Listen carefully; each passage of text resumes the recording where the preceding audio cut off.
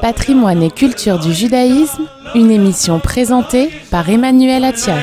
Chers auditeurs, bonjour. Patrimoine et culture du judaïsme est heureux de vous retrouver après plusieurs semaines d'absence.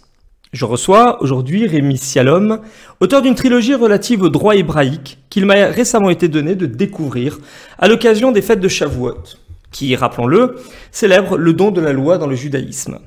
Bonjour Rémi Sialom. Bonjour Emmanuel Attias. Alors on va vous présenter un peu pour nos auditeurs. Vous êtes maître de conférences, habilité à diriger des recherches et docteur en droit de la faculté de droit et de sciences politiques de l'université d'Aix-Marseille. Vous êtes spécialiste de l'histoire du droit, des institutions et des idées politiques et spécialité dans la spécialité. Vos travaux portent plus spécifiquement sur le droit hébraïque et son histoire. Travaux et recherches que vous prenez soin presque systématiquement de mener dans une perspective de droit comparé. Vous vous êtes lancé, il y a une dizaine d'années, dans une mission remarquable, à savoir combler un vide dans le domaine du droit, pour reprendre les mots du célèbre professeur émérite de droit à l'université de Strasbourg, David Banon, qui a préfacé votre premier ouvrage paru en 2017.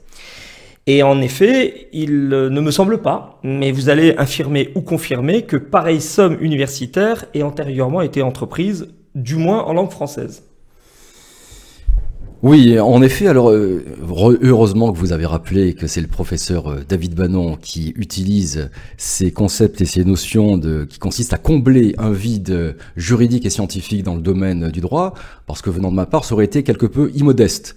Donc, en effet, il faut le rappeler dans cette configuration-là. Mais force est de constater, en effet, que lorsqu'on s'interroge et lorsqu'on examine les sources du droit en général, le droit hébraïque ne figure quasiment jamais dans les sources qui sont rappelées, qui sont répertoriées.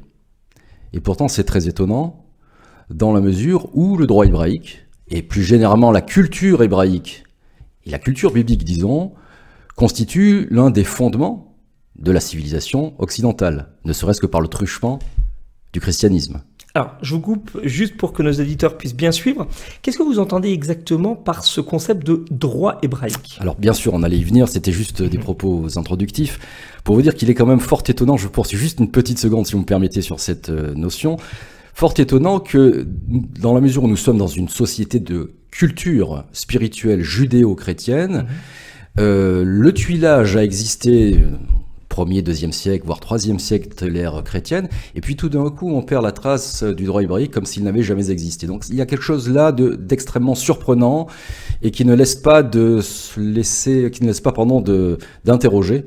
Et c'est l'une des raisons pour lesquelles j'ai commencé d'accomplir ce travail-là, qui consiste finalement à faire droit d'une certaine manière. Je ne me présente pas comme un zéro, comme un justicier. Mais il m'a semblé fort étrange, fort étonnant et surtout fort injuste que le patrimoine biblique que j'étudie moi à travers le droit hébraïque, et je vais venir dans une seconde à votre deuxième question, ne soit jamais rappelé. Il y a quelque chose qui relève, et peut-être y viendra-t-on, de l'occultation, volontaire ou non, et donc d'une absence, d'une mutilation dans le patrimoine occidental, dans le patrimoine culturel et civilisationnel occidental. Comment a-t-on pu faire l'impasse à ce point ? Il y a des raisons qu'on peut expliquer. Alors, j'en viens maintenant à votre question précise que vous venez de me poser. Qu'est-ce que le droit hébraïque ? Alors, si vous me le permettez, je pense qu'on pourrait commencer par ce qu'il n'est pas. D'accord. En vertu du principe principe de la Torah, selon lequel on part de l'inexistant à l'existant, du non-être à l'être, etc. Vous voyez le schéma de pensée. En fonction du principe suivant, Yesh Me'ain, la création divine. De rien, il est advenu quelque chose par l'œuvre créatrice divine. De la même façon, retrouve-t-on cette notion dans les premiers psukim de Bereshit, de la Genèse, où on a, lors du premier jour, le rappel que Wahi Erev, Wahi Boker, Yom Echad.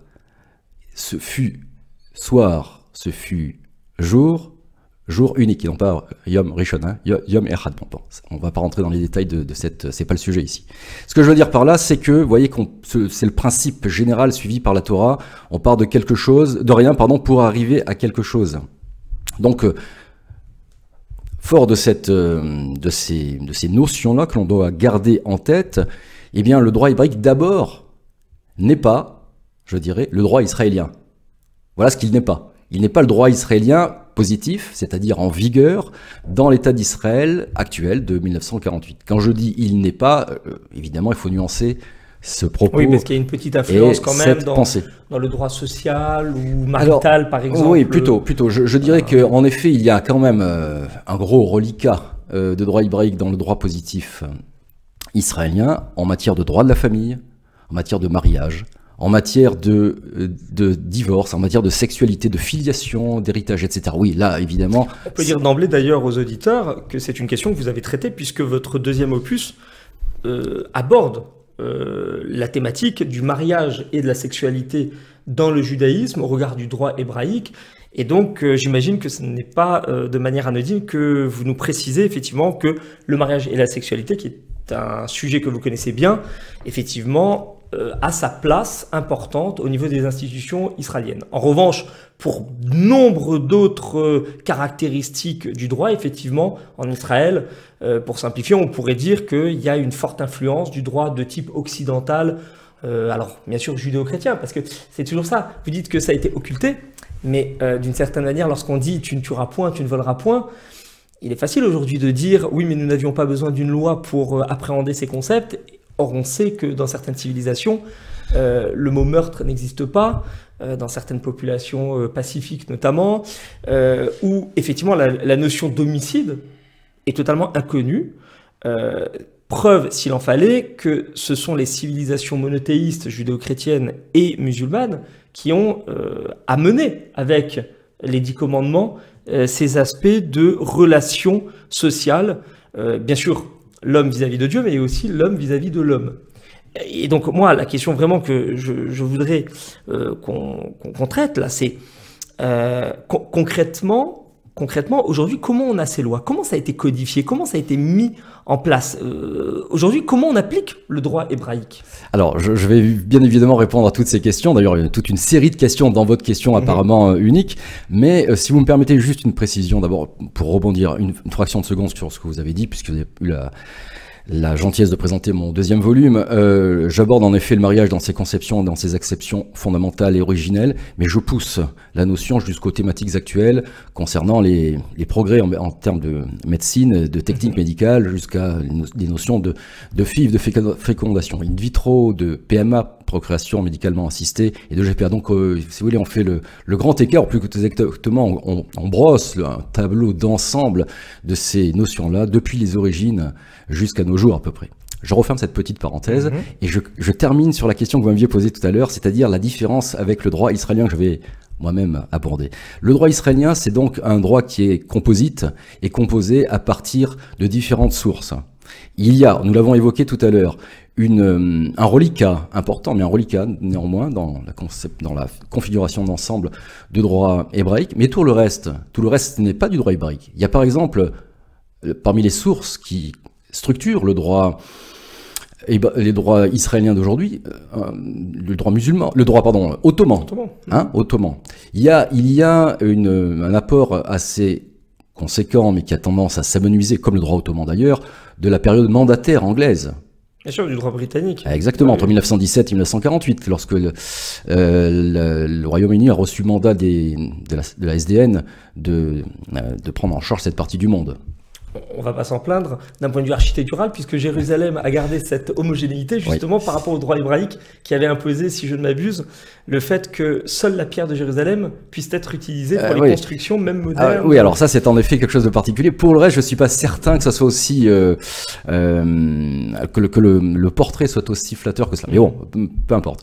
Et donc dernière source la plus importante, mise à part le droit hébraïque, c'est la source jurisprudentielle confectionné, fabriqué par les parlementaires à la Knesset. Voyez, donc le droit israélien aujourd'hui, hormis ce que nous venons de rappeler, est essentiellement, pardonnez-moi, un droit jurisprudentiel fondé sur les décisions de la Knesset.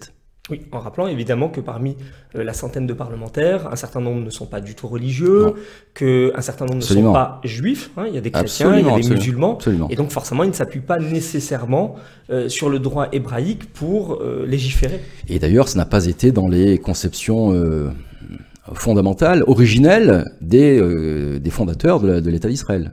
Cette volonté d'asseoir le droit israélien sur le droit hébraïque dans son entièreté. Vous voyez, donc voilà la situation. Alors maintenant, qu'est-ce que c'est que le droit hébraïque, puisqu'on a dit ce qu'il n'était pas?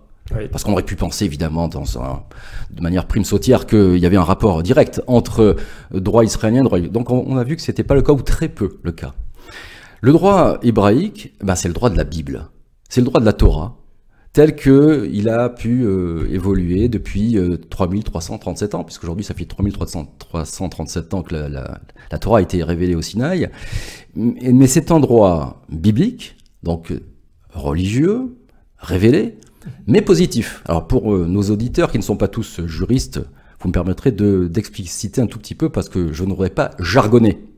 Le droit positif, dans le jargon des juristes, c'est le droit en vigueur dans une société donnée, à un moment donné.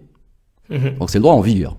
Alors, on a une sorte de paradoxe qui consiste à avoir un droit qui est éternel et qui est en même temps positif. On vient de rappeler à l'instant que le droit positif, c'est un droit qui est caractérisé, qui est frappé au coin de la relativité, de la contingence géographique et temporelle. Alors vous voyez, donc c'est le terme qu'on retrouve dans ce qu'on appelle le droit hébraïque, que dans le jargon juif, on appelle plus généralement halakha, qui vient de la racine holer, qui veut dire aller de l'avant. Oui. Donc justement, c'est ce que vous êtes en train de dire, c'est que c'est pas un droit statique qui aurait été transmis il y a 33 siècles, et puis qui se serait stabilisé, figé, comme dans d'autres traditions. Non, il y a vraiment une volonté de le faire évoluer en fonction de la géographie et de la temporalité. Oui, et alors cette volonté n'est pas une volonté forcément humaine, elle est inscrite dans les propos même de la Torah, dans le Deutéronome, dans Devarim, où il est où la loi révélée enjoint à l'homme de l'interpréter et de l'humaniser. Donc qu'est-ce que c'est que le droit hébraïque? C'est un droit biblique, la toile de fond est biblique et révélée, mais sa mise en pratique est humaine, parce que injonction est faite aux hommes, c'est-à-dire aux sages en réalité, aux Ramim de la Torah, de l'interpréter, de l'humaniser. C'est-à-dire qu'on accède à une vérité, à partir de là, avec un V qui n'est pas un V majusculaire, mais qui est un V minuscule, c'est-à-dire une vérité à hauteur humaine, et non pas une vérité à dimension divine, qui aurait pour tendance fâcheuse d'écraser l'homme sous une chape de plomb théologique. Alors ça, c'est la grande spécificité du droit hébraïque, c'est-à-dire droit révélé, mais positif en même temps. Comment ça marche? Justement par cette articulation entre la révélation et l'interprétation. Autrement dit, le droit hébraïque, c'est ce passage, c'est ce moment particulier qui assure le tuilage, le passage entre la loi révélée et la loi et le droit hébraïque, justement. Tant qu'on est dans la loi révélée, dans la loi révélée, on est dans la loi divine. Le droit hébraïque n'est pas à proprement parler une loi divine. La toile de fond est divine, l'interprétation est humaine. D'ailleurs, on voit deux aspects dans le droit hébraïque, vous allez me dire si je me trompe, mais il y a un concept dans le judaïsme talmudique, on dit il y a la makom velachavero. Il y a une relation vis-à-vis de Dieu, qui jadis dans l'Antiquité a probablement été beaucoup plus importante, puisqu'il y avait un temple avec des sacrifices, avec des prêtres destinés à réaliser des offrandes pour cette divinité unique. Et puis on a ce lachavero, c'est-à-dire cette relation sociale. Et donc je vais vous poser deux questions. Premièrement, est-ce que dans un contexte diasporique, en l'absence de temple, on aurait pu effectivement s'absenter de faire évoluer ce droit, sachant qu'il n'y avait plus de temple, et donc qu'il y a toute une partie de ce qu'on appelle les mitzvot, donc les commandements, qui, par l'absence de temple, disparaissaient de facto. Et puis deuxième question, est-ce que aujourd'hui on peut parler d'un code social pour traduire le mot Torah? Alors, réponse dans quelques secondes à votre question. Je finis juste précédemment, pardonnez-moi, parce que c'est important, je ne voudrais pas qu'on interprète mal mes propos. Quand je dis que la loi divine est interprétée par les hommes, tout un chacun n'est pas libre d'interpréter. Et même ceux qui sont libres d'interpréter n'interprètent pas à la guise, selon leur fantaisie, leur inclination personnelle, leur tropisme idéologique. Non. Il y a ce qu'on appelle les Shlosh Esrei Midot HaTorah, les 13 principes d'interprétation qu'on doit à Rabbi Ishmael, c'est un sage du IIe siècle après l'ère chrétienne. Donc de l'époque de la Mishnah. Hein. De l'époque de la Mishnah, en effet. Absolument. Lui, il ne les invente pas. Ces Shlosh Esrei Midot, c'est-à-dire ces 13 principes exégétiques, sont des principes révélés, mais leur utilisation est remise entre les mains de l'homme. Donc comment l'homme interprète-t-il la Torah et comment fait-il évoluer cette Torah pour finalement déboucher sur cette fameuse halakha, sur cette loi en marche? Eh bien, c'est par le biais de ces 13 principes d'interprétation. Donc, interprétation de la loi divine à partir de règles révélées, mais remises à la rationalité et à la sagacité de l'homme. Et donc, comme vous avez dit, pas n'importe quel homme. Pas n'importe quel homme. Et ce qu'on appelle des sages, Chazal pour l'époque antique, hein, donc les Tanaïm sous l'époque de la Mishnah, les Amoraïm, ensuite leurs commentateurs à l'époque de la Gemara, et puis une codification. Alors peut-être que vous pourriez nous en toucher un mot, cette codification. Elle intervient quand? Quand est-ce qu'on commence à avoir un code de loi, ce qui permet aujourd'hui d'ouvrir un livre dont vous êtes finalement un peu la continuité et qui nous permet de savoir comment réaliser de manière convenable le Shabbat, les fêtes, les relations sociales, notamment dans le domaine du commerce, hein, lorsqu'il y a un litige. Tout cela a été traité par le droit hébraïque. Quand est-ce qu'on commence à avoir cette codification extraite d'une Torah qui souvent est difficile à lire parce qu'il y a tout un récit agadique, un récit très historique avec l'histoire des patriarches, et au milieu, on a des lois qui émergent mais qui ont dû être mises sous forme de code civil et de code pénal à un moment donné. Oui. Il faut recontextualiser. C'est pas vous que je vais l'apprendre en tant qu'historien. Le contexte politique, le contexte historique, le contexte géopolitique, social, tout ce contexte-là, globalement, est important pour comprendre comment le droit advient. Le droit n'est pas l'invention d'un législateur, il dépend toujours d'un contexte social et sociétal, politique, idéologique, etc. Donc, recontextualisons. Il y a deux moments très importants qui assurent ce passage vers la codification. Jusque-là, on a deux volets à la Bible hébraïque. Un volet écrit, ce qu'on appelle en hébreu la Torah Shibertav, et un volet oral, la Torah Shebe'al-Peh. Cette oralité de la Torah, c'est-à-dire cette tradition orale qui permet de lire, de comprendre la Torah, va subsister, nous disent les sages, pendant 1500 ans, jusqu'à l'époque de la Mishnah. Donc la Mishnah, c'est le moment fondateur où on va basculer vers quelque chose d'important, qui est une sorte d'entorse à l'un des principes fondamentaux de la Torah qui consiste à ne pas coucher par écrit ce qui a été révélé et à ne pas enseigner par oral ce qui a été révélé par écrit. Les sages, aux alentours du 1er siècle, 2e siècle, vont entreprendre un travail qui est en totale contradiction avec ces principes que je viens de rappeler. Pourquoi? Mais parce qu'il y a quelque chose qui est fondamental et qui grève l'avenir, c'est le contexte de la domination romaine en Judée. Bien sûr. À ce moment-là, Israël, c'est une thématique tout à fait d'actualité, n'est plus souverain sur sa terre. Le Beth Amikdash, le temple a été détruit. Vous savez que dans le Beth Amikdash, il y avait dans une aile attenante, qu'on appelle la Lishkat Hagazit, la salle de pierre taillée, le fameux Sanhedrin, la haute cour de justice. Donc plus de Sanhedrin, plus de cour de justice, plus de possibilité de trancher la loi. Donc on est bien embêté. Alors, que font les sages? À un moment donné, sous l'impulsion de Rabbi Yochanan ben Zakkai, on est au 1er siècle après l'ère chrétienne, au moment de la destruction du deuxième temple de Jérusalem, et non pas du second, du deuxième temple, les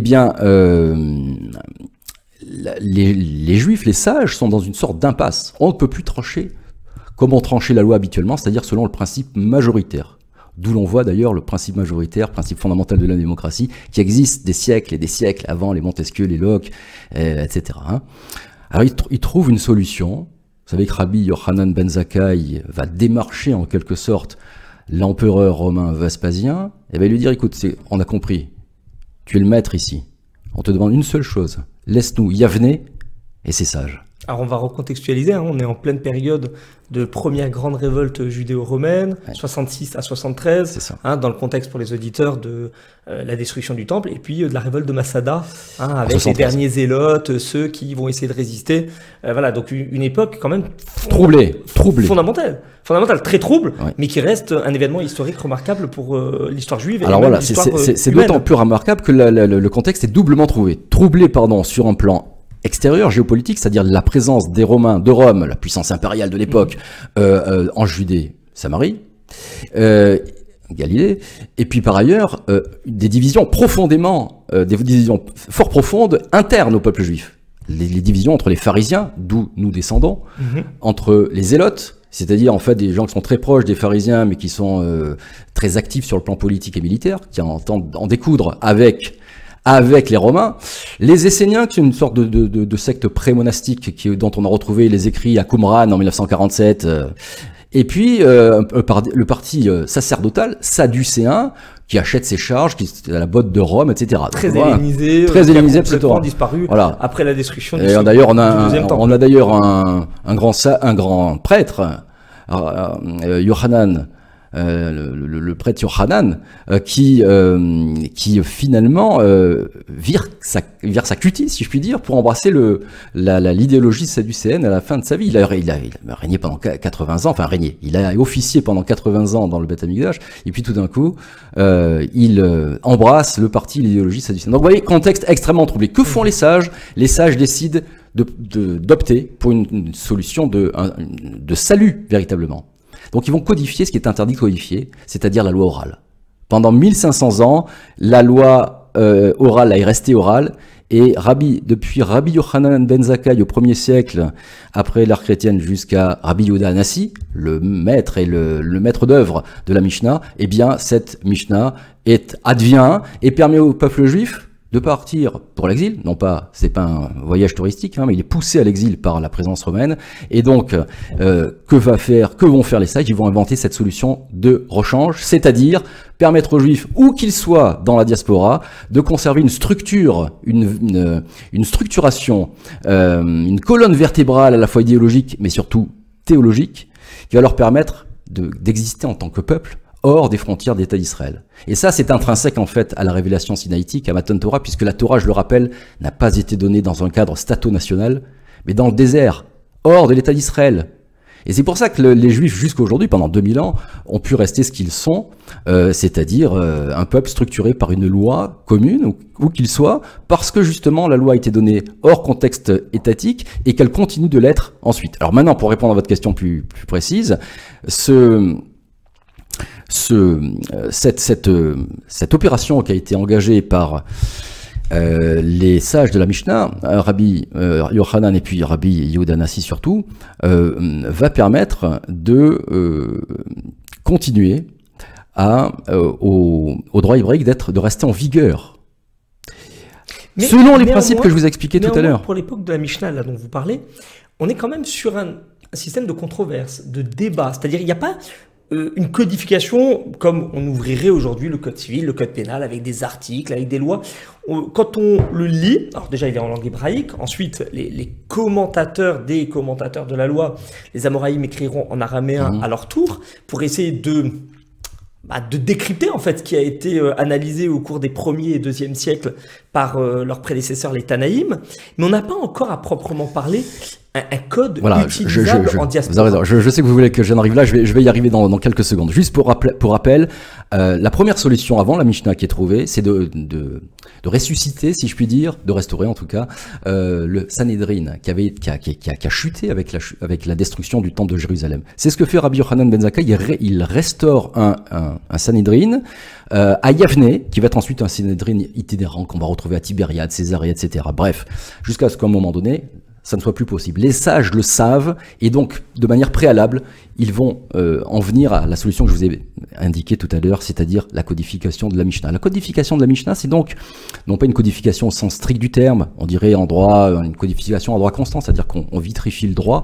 mais ça permet d'aller de l'avant. Alors, il y a ensuite ce grand processus de codification de la loi qui s'engage, parce que la loi orale est devenue immense, est devenue gigantesque, et donc il est absolument impossible, même aux érudits, mis à part quelques-uns qui sont des génies, de s'en sortir. Donc il faut quelque chose de clair, qu'on puisse s'en sortir, que ça soit appréhensible, parce qu'on est justement en galoute. Donc il faut quelque chose d'absolument...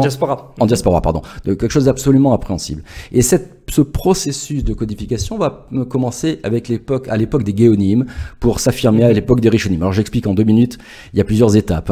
Depuis Moshe Rabbeinu Moïse jusqu'à nous, il y a plusieurs étapes. Moïse, Josué, les anciens, les prophètes. Ensuite, on arrive à la destruction du premier temple. On a ce qu'on appelle les Sophrim, c'est-à-dire... les scribes, dirigés par Ezra, Nehemia, etc., Néhémie, et puis on arrive à la période des Zougotes, on est à peu près au 2e, 3e siècle avant l'ère chrétienne, jusqu'à l'ère chrétienne, où on a le dernier maillon qui s'appelle Hillel et Shammai, qui vont fonder 2 écoles rivales. Ensuite, à partir de ça, Mishnah, ensuite, après la Mishnah, les Amoraïm, qui sont les maîtres, ceux qui expliquent la Mishnah, qui va donner la Gemara, donc le Talmud. Après le Talmud, on est à peu près au 6e siècle de l'ère chrétienne, une petite période de 120 ans, qui va s'appeler celle des Savoraïm. Après quoi on bascule à l'époque des Géonim, qui va durer jusqu'au 11e siècle après l'ère chrétienne. Et puis ensuite, on bascule dans l'époque des Rishonim. Pourquoi on les appelle les Rishonim, ces gens-là? Parce que ce sont les premiers à codifier de manière explicite la loi. Et on va obtenir, à la fin de la période des Rishonim, le code de loi qu'on attendait tant. Il y a d'ailleurs eu plusieurs essais avec les Géonim. Il y a eu un code fondamental qui est celui du Rif, le Rabbi Yitzhak Al-Fassi, qui va s'appeler au XIe siècle. Ensuite, le grand code juridique, le code inégalé, c'est le Mishneh Torah de Rambam, de Maïmonide, le plus grand code, mais qui fait pas l'unanimité, pour des raisons diverses qu'on n'a peut-être pas le temps d'expliquer aujourd'hui. Ensuite, 2 autres... Donc lui, il est au XIIe siècle. 12e siècle, pardonnez-moi, j'ai oublié de préciser, vous avez raison. Voilà. 1204, c'est la fin, c'est sa mort, donc on est à la fin au début, du XIIIe siècle. Ensuite, 2 autres codes juridiques qui assurent la synthèse germano-espagnole des juifs ashkénazes et juifs séfarades, c'est-à-dire le Roche et son fils le Tour, les Arbatourim. Si je me trompe pas, alors juste pour expliquer, le Roche vient de Cologne et il s'installe à Tolède où il devient le grand rabbin en fait du judaïsme. Parce qu'il fuit les pogroms, il fuit les pogroms en Allemagne. Les pogroms de l'époque des persécutions, disons. Oui. Et puis son fils, oui. Le voilà. Tour, ou qu'on appelle aussi Arbatourim. C'est ça. C'est toujours le problème parce qu'on leur donne plusieurs noms. C'est ça. Maïmonide, le Rambam, le Rif Rabbi Yitzhak Al-Fassi. Donc on a soit des acronymes, soit des noms. Donc c'est toujours un peu compliqué. Donc c'est pour ça que je me permets de recontextualiser. Et on arrive, et vous avez tout à fait raison, et on arrive donc à ce qui va devenir le code définitif, le Shulchan Aruch de Rabbi Yosef Karo. Et là, on est en Galilée. C'est parce que c'est un juif séfarade d'Espagne qui a fui, puis qui est passé par le Portugal, qui est arrivé en Turquie, pour finalement arriver en Galilée où on retrouve toute la crème de l'intelligentsia, notamment séfarade de l'époque, avec des grands noms comme Rabbi Moshe Cordovero, etc. Et c'est là qu'il va composer son Bet Yosef, et du Bet Yosef va être extrait le Shulchan Aruch, notre code actuel, qui va être agrémenté, si je puis dire, complété en tout cas par ce qu'on appelle la Mappa de Rabbi Moshe Isserles, le Rama. Et donc, le Shulchan Aruch de Rabbi Yosef Karo plus la Mappa de Rabbi Moshe Isserles vont constituer un code complet qui va constituer l'unité, qui va fédérer le peuple juif et qui va lui assurer une unité, à la fois une unité de vue, une unité conceptuelle, une unité sur le plan juridique. Et donc là, on arrive à un moment décisif. Et jusqu'à aujourd'hui, c'est ce code-là que l'on suit, tout en précisant bien sûr que la halakha, comme vous l'avez rappelé tout à l'heure, n'est pas un processus figé, mais un processus qui est en marche, en cours. Et donc les sages, grâce au principe de la Mishnah qu'on a évoqué tout à l'heure, peuvent rendre actuel le potentiel d'actualisation qui est présent dans les textes de la Torah et dans les textes de la Mishnah pour faire en sorte de rester au diapason de l'actualité. Autrement dit, c'est pas la Torah que nous mettons en perspective avec l'actualité pour la moderniser. Je me rappelle d'une intervention du Rav Sitruk qui disait: lorsque j'entends parler de modernité et judaïsme, j'ai compris qu'on allait parler de modernité et pas de judaïsme. Donc là, c'est pas de cela dont il s'agit. Il s'agit de lire les innovations apportées par la modernité au prisme de la loi éternelle de la Torah, mais qui est interprétée selon les Shlosh Esrei Midot, les 13 principes d'exégèse, par les sages, selon leur sagacité et selon leur rationalité. Alors, c'est évident, on pourrait rester des heures à vous écouter, Rémi Sialom, c'est passionnant, ce sont des thématiques qui sont très profondes et qui sont évidemment le résultat de plusieurs millénaires de réflexion, de grands sages, de maîtres et aujourd'hui de juristes. On rappelle que votre œuvre a été publiée aux éditions La Mémoire du Droit. Donc il y a 3 tomes publiés entre 2017 et 2024. Le premier qui est une anthologie de droit hébraïque dont je recommande vivement la lecture à tous nos auditeurs. Il y a une forme de vulgarisation, mais alors vraiment sans aucun a priori. C'est d'une grande simplicité de lecture, c'est d'une grande facilité d'approche. Et il faut pas se fier au type d'édition juridique qui pourrait laisser penser que c'est sous forme d'alinéas et d'articles. Non, vraiment, il y a une qualité d'écriture qui rend très agréable le propos. Je vous remercie. Je puis me permettre de vous interrompre 2 minutes. Ce premier tome, ce sont des titres génériques. Anthologie de droit hébraïque que j'ai décliné en 3 tomes. Le premier, c'est celui essentiellement dont nous venons de parler ici. Le sous-titre, c'est les sources du droit hébraïque et le processus de codification. Donc c'est vraiment de ça dont il s'agit. Voilà. Et le deuxième tome, donc plus spécifiquement sur le mariage et la sexualité dans le judaïsme, avec, comme vous le disiez tout à l'heure, toutes les innovations, toutes les problématiques de modernité, éventuellement même la contraception et d'autres techniques qui viennent avec le monde réel et actuel, puisque la halakha doit aussi se penser sur ces questions. Et puis une anthologie du droit hébraïque paru l'année dernière. 3e volume. 3e volume, peut-être pas le dernier, on sait jamais. Voilà, on rappelle donc que vous êtes maître de conférence à l'université d'Aix-Marseille. On vous remercie beaucoup d'avoir répondu à nos questions et on espère peut-être vous recevoir pour la publication d'un nouvel opus ou d'une autre thématique. Je vous remercie infiniment. Juste pour préciser une dernière chose, ce 3e volume porte sur la manière dont on confectionne le droit. On en a touché un mot tout à l'heure, c'est-à-dire justement grâce à ce processus exégétique et herméneutique fondé sur les 13 principes d'exégèse. Merci beaucoup. Merci infiniment. Au revoir, Rémi Shalom. Voilà, chers auditeurs, comme vous le savez, cette émission pourra être retrouvée prochainement sur la chaîne YouTube Patrimoine et Culture du Judaïsme. Nous nous retrouverons prochainement pour une nouvelle actualité. Je vous donne rendez-vous à très bientôt. Au revoir. Patrimoine et Culture du Judaïsme, une émission présentée par Emmanuel Attias.